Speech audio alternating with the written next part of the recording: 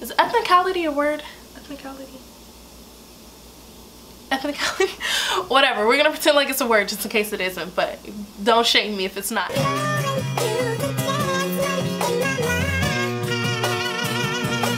So as some of y'all may or may not know, I am vegan. I'm definitely not like a raw vegan or 100% vegan when it comes to my clothes and my household products and stuff like that, because y'all know there's levels to it and some of them could be a little intense. I don't eat any meat, I don't eat dairy products, and some people don't consider seafood as meat, but I don't eat any seafood either. And I just wanted to share with you guys why I went vegan, how I went vegan, just my experience with it, and also some popular misconceptions about veganism. So hopefully if someone is transitioning into a vegan diet or thinking about going vegan, maybe this video can help. I just wanted to share with you guys my experience, especially for those of you guys who are asking me about it. So the reason I went vegan, or you know, began my vegan journey, I guess you could call it, I definitely think it's a more healthier lifestyle, but really this decision was more political than anything. I feel like if you're a conscious person or you consider yourself to be a conscious person, you can't just think about what the government is doing to us externally, like police brutality, the criminal justice system, and all of that. You have to realize that there is an agenda behind what they're encouraging us to consume internally. It's not just drugs, it's not just alcohol, but it's something that we all rely on, which is food, and they have control over the food industry. And there's also a pretty big correlation between the food industry and institutional racism, discrimination, class marginalization, and all of that, but that is a topic for a different day. But ultimately the decision to actually go vegan was a combination of me doing my own personal research, my boyfriend, my sister, even though she's not completely vegan, we'll call her vegan adjacent, and me getting food poisoning a week before a huge recall of the beef in my area. Like, it was just terrible. I was out for a whole week, couldn't go to work, couldn't go to school, couldn't do nothing. Like, I was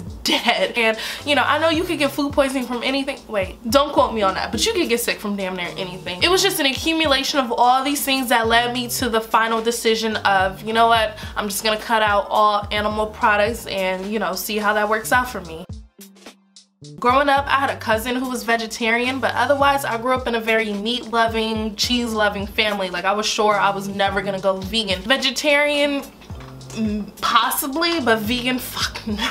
I did, however, grow up in a very healthy, health-conscious home. Like, we did have access to healthy foods, which is a privilege in itself. But a popular misconception is that going vegan or plant-based is like super difficult, which I personally don't agree with. I'm not gonna act like it's the easiest thing in the world, because rarely is any change of lifestyle simple or easy, but I definitely don't think it's as difficult as people make it seem. When I talk to other people and they tell me about their experiences trying to go vegan and it didn't work, when I listen to how they went about it, I'm like, you kind of set yourself up for failure. For me personally, gradual changes made it easier. We're human beings, we're adaptive creatures. We adapt with things over time. If you just try to go cold turkey, for the most part, it's not gonna work because your body is used to consuming certain things. Before I got the food poisoning, I had already stopped eating pork, which is literally like one of the worst foods you could put into your body. I know we're a country full of bacon lovers, but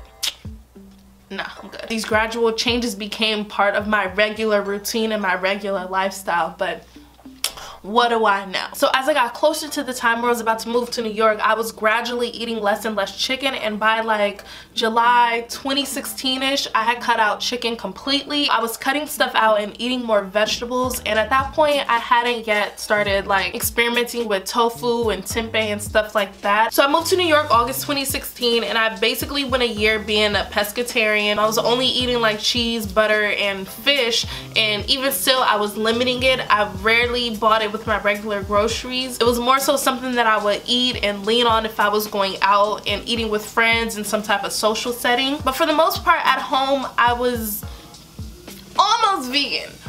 Almost vegan. Also, with my boyfriend being vegan, that also made the transition easier because anytime I was with him, I was eating what he was eating. So you can say like 50% of my week I was 100% vegan. I know it doesn't really work like that, but we gonna make it work like that. So in April 2017 is when I moved into my next spot, my Dolo apartment. You can see my apartment tour. I'm gonna put the link somewhere. I don't know. It's been a minute since I've done YouTube, so I don't even know where shit goes anymore. That's when I officially stopped buying any type of meat, dairy products, all of that. So that's where the transition became a little bit more real. So I might occasionally eat it outside the house, but even still I wasn't eating outside the house all that often. So I moved into my own spot, and that's when I officially stopped buying any type of animal products. No dairy, no meat, no fish, no cheese, no butter, whatever. And in August 2017, I posted a tweet saying that I was officially going vegan, but I wasn't gonna give up salmon, even though I actually hadn't eaten salmon since my old apartment. So here I am living my best vegan life, I guess you could say. And I say all of this just to tell you that going vegan was something that gradually happened over a course of months to a year. So I didn't do the whole going cold turkey, no pun intended, and that's what made it easy for me. So if you just try to do the shit over a week, something that it takes someone a year to do, like, nah, this shit's not gonna work. You can't work out in the gym for a week and get a six-pack. So why do you think changing what you eat is gonna work like that? A popular misconception about going vegan is that it's too expensive. Every time I hear this, I think about the whole argument of going natural being too expensive, when in reality, you only need the basics to go natural. You don't have to spend all the extra money on the butters and the twist out creams and the super expensive deep conditioners. Like, those things aren't a necessity. So going vegan is only expensive if you think you have to always shop at Whole Foods, you have to always buy a meat substitute, a cheese substitute, a butter substitute. Like, all those things add up when you try to buy that, like, chicken that isn't chicken, cheese that isn't cheese. Like, I only buy those things maybe like once a month, but where I shop has not really changed. I think that's just kind of a cop-out. You can't sit there and tell me that a week's worth of veggies costs more than a week's worth of meat and beef and fish and all the other stuff. Like, that's bullshit. It's not true. I still eat all the foods that I love, like burgers and tacos and stuff like that, without having to spend a whole bunch of money. You just have to be willing to experiment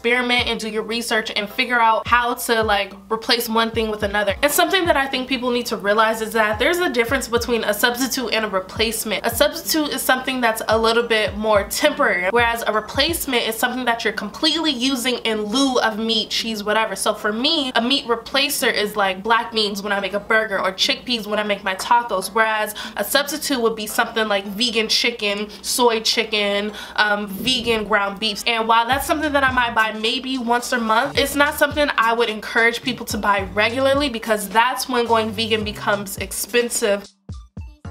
Another popular misconception about going vegan is that it's just too hard, and, you know, I already talked about this a little bit earlier in the video. Something being difficult is really just relative to you. It's just how much discipline you have, how you go about it, and, you know, it's just little things like that. But I personally don't think it's as difficult as people make it seem.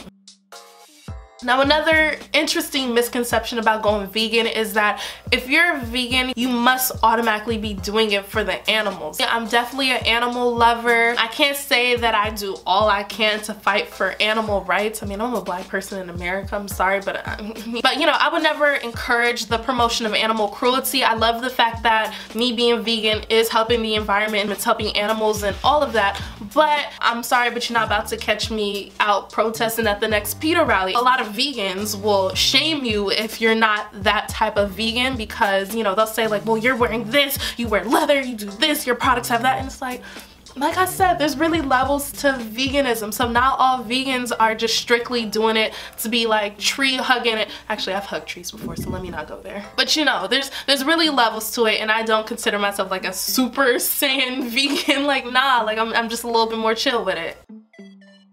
Another popular misconception about being vegan, and this is probably the most important one, and that is being vegan automatically makes you healthy. That's a damn lie. You can be vegan and still be at risk for heart attacks and, you know, diabetes and all that other stuff. You can be vegan and still consume a lot of alcohol. You can be vegan and still consume a lot of junk food. If you're still eating a lot of processed foods, because yes, there are a lot of processed foods that are still considered vegan. If you're eating a lot of fast food, if you're eating a lot of candy, if you're eating a lot of sugar, if you're drinking a lot of soda, you're not healthy. You still need to exercise. You still need to be very cautious about what you're putting into your body. You still need to be very conscious of your mental health and all of that. So no, being vegan doesn't automatically make you healthy. I've watched a lot of videos and I've heard a lot of people say that when they went vegan, they automatically felt lighter, they felt happier, they felt more energetic, they felt more positive about life, and that's all beautiful. I'm not gonna sit here and tell you that that's how I feel, but I do genuinely believe that if you were a heavy meat eater, a heavy dairy product consumer, if you ate a lot of processed food, a lot of junk food, a lot of fast food, and a bunch of bullshit, if you drink a lot of alcohol and then you went vegan, I genuinely believe that you are gonna feel a world of a difference. I'm not discrediting anybody. I'm not saying that they're lying, like I really believe them, and I'm not saying that it had no impact on me. I'm just saying that wasn't my personal experience, and I'm not gonna front like it was. I feel like it's mostly because I grew up in a very health conscious home. Even when I did eat meat and cheese and all of that stuff, I was always a very active kid. Honestly, don't think there was ever a point in my life where I was physically unhealthy. The difference that I feel is a little bit more on a comfort level, because like I said, it's a political thing more than anything. So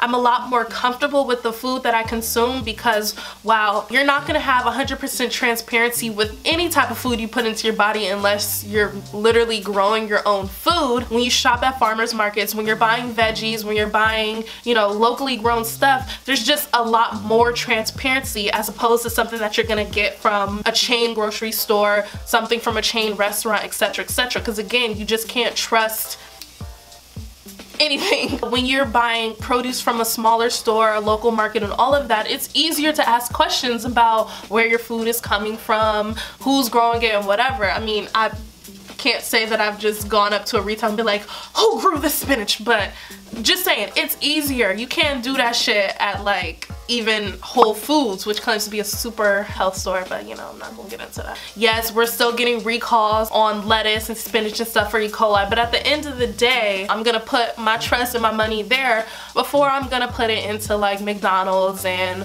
a bunch of other bullshit products. So that's just how I feel. So that's all I have to say about veganism and my journey going vegan and why I did it, all that other stuff, blah blah blah. If you guys need any advice or tips about it, feel free to ask and comment below. If you have some for me, like, yo, I'm open. And I know some of you guys have been asking me about like, you know, what I be cooking, because you be seeing me in the kitchen whipping the shit up. Anyway, whatever. Just put all your thoughts and blah blah blah down below. Make sure you like, comment, subscribe. I'm so rusty. I don't even. Y'all know what to do. Just do it. Just, you know what to do. Just do it. All right. Bye.